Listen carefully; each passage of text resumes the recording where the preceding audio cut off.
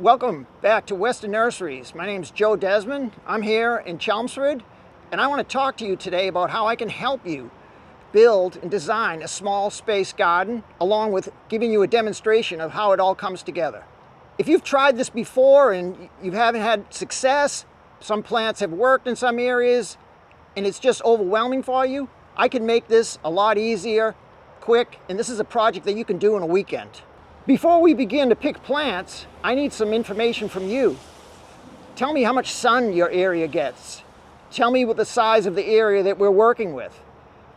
Tell me about your budget, and bring in some inspirational pictures that can help us get closer to your goal. So today we're working with a 15-foot wide by 6-foot deep bed that borders a neighbor's property. This is a recent project that a customer asked.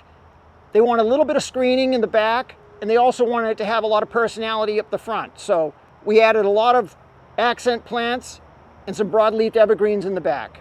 As I drew this out for the customer, we wanted to screen the background with the evergreens and then accent the front with facer plants that had a lot of personality, a lot of color, and a lot of contrast. I can do this for smaller scale projects, very similar to this, less than 100 square feet. Whatever your vision, goal, or dream, whether it's a pollinator garden, native garden, or you have problems with rabbits, or just simply a border of great color that you'd like to see every time you get out of your car and come home at night, I can help you choose plants that will be both beautiful and beneficial in your unique environment. To give you an example of a recent project, I pulled these plants together. All of them thrive in less than 3 hours of sun. Just look at how nice they look together. So I used the shed as a prop for these plants. What I have over here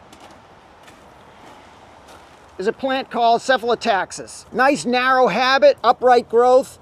You can use it to put facer plants in front, and being a narrow evergreen, it allows you to put a lot of personality and smaller accent plants in the front with great deep green needles, and it's a great alternative to your common yew. This is actually a Japanese plum yew because the deer tend to not favor this. Here we have Laway, and it's a great woodland plant, has nice new red foliage on it, kind of bronzes up in the colder weather, and it has a nice variegated leaf to it. You can imagine a window here. This would be actually a nice spot for this.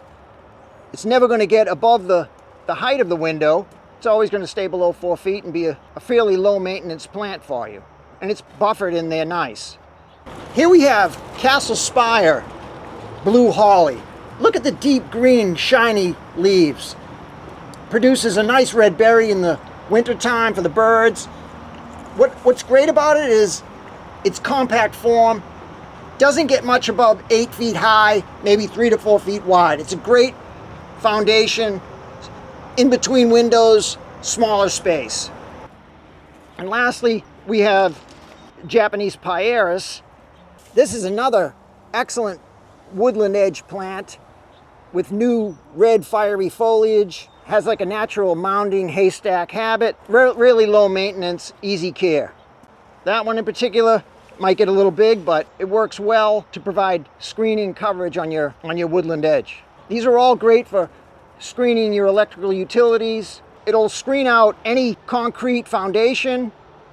They stay nice and low to the ground, like on the Laway here. Watering wise, consistent moisture, never standing water. Being in the shade, they don't require as much. Just give them a good top dressing of mulch, and periodically, once a week, give them a watering. Where else would these plants work well? Anywhere you have a lot of shade, whether it's the north side of your house, a shady nook that really never gets too much sun at all of these would be right at home there. I included the bird bath because a lot of these plants are just great habitat for birds. This is where you might see them scurrying around looking for insects. Hummingbirds will come in, feed on the heuchera.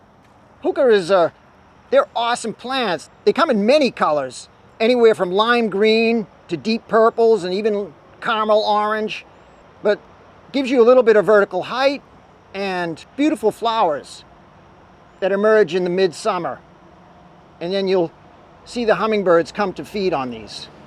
I chose the purple because it has great contrast, the bird bath, with the other all greenery plants that are around it. It also picks up a little bit of the burgundy in some of the other plants, Leucothaway, some of the stems of the ferns, and it just adds that contrast of color. The hostas, these are a staple in your shade garden. Big, bold leaves that set well great against ferns. These two, perfect companions, must have.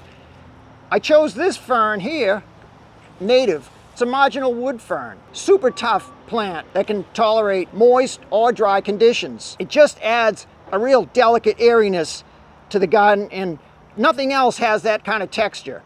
So it plays off of a lot of the bolder foliage in the garden.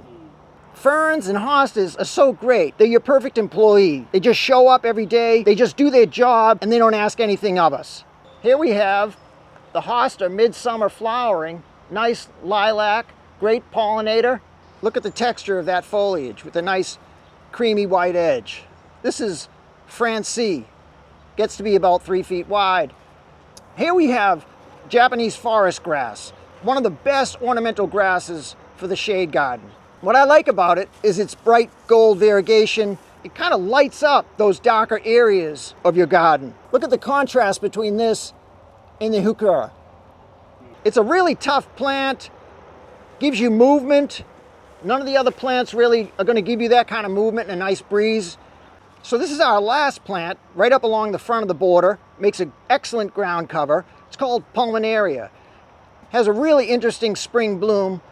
Small bell-shaped flowers of pink, purples, and its best feature is its foliage. Look at that silvery against the green backdrop. It has like a bristly hair to it on it so that deters the deer and rabbits from eating it. Just a great plant for the front of the border. And these are going to spread and they're going to form a nice little ground cover to keep the weeds down up front. So if you wanted to use another nice edge breaker, here we have Party Streamer Hosta. It's got the same brightness that the Japanese forest grass has, and it'll light up this area of the shade garden. It's such a unique leaf on that. Look at the rippling edges of that. It's always nice to have a couple of different types of hosta, a couple of different types of ferns, totally unique, different textures, different colors. So as a group, you can see how all of these plants play off each other in texture, color, form. They all get the spotlight. And that's how you appreciate each one of these, is to see them complemented by their partner. So this is a project that you can do in a weekend. Come on in and see me here in Chelmsford, and I can help you put together a beautiful garden. If you have any questions, you can just leave them in the comments and I'll be glad to get back to you. For Weston Nurseries, I'm Joe Desmond, signing off.